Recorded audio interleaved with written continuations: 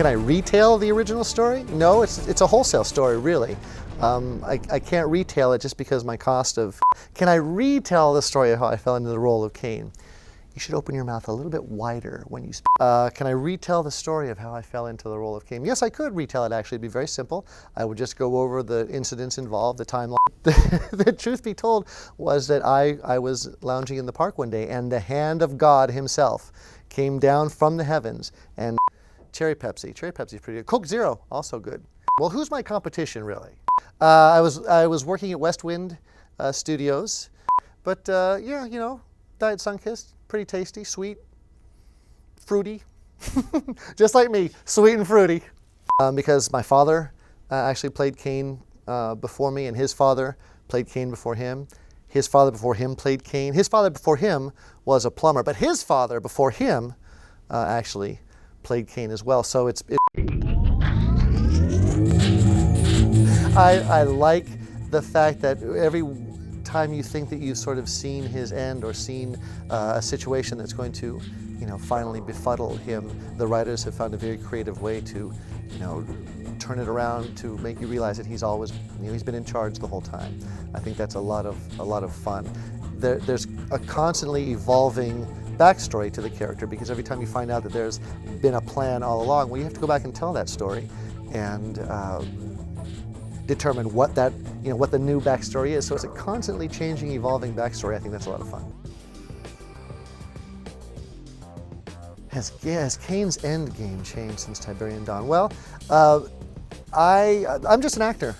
So in terms of what his end game is from moment to moment, that is left in the hands of very capable writers and developers and people who are much smarter than I am. I just say the words, man.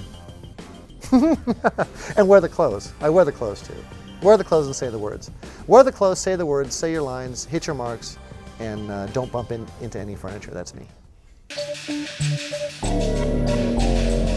I spend a lot of time outdoors.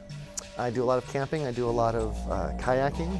I have a sailboat out in California, and I go sailing as often as possible. I live a pretty good life. Just lately, although I've been a little bit more busy, as CNC starts to wind down a little bit. Suddenly, I've got a surplus of producers who are coming out of the woodwork and saying, you know, we remember this character from our time as video game players, and now that we're making movies, we remembered you, and we're hoping to bring you on as a bad guy. So I've got a couple of offers from fans turned directors, fans turned producers.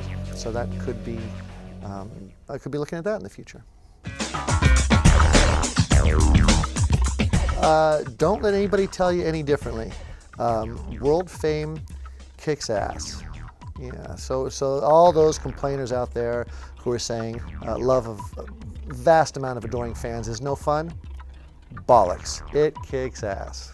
When I'm at the conventions and I'm walking through the halls and I hear just in the background, "Hey Kane, nice ass," that's really very, very flattering. You know, look, in all seriousness, I've always said, and will continue to say, that Command & Conquer fans are the most loyal.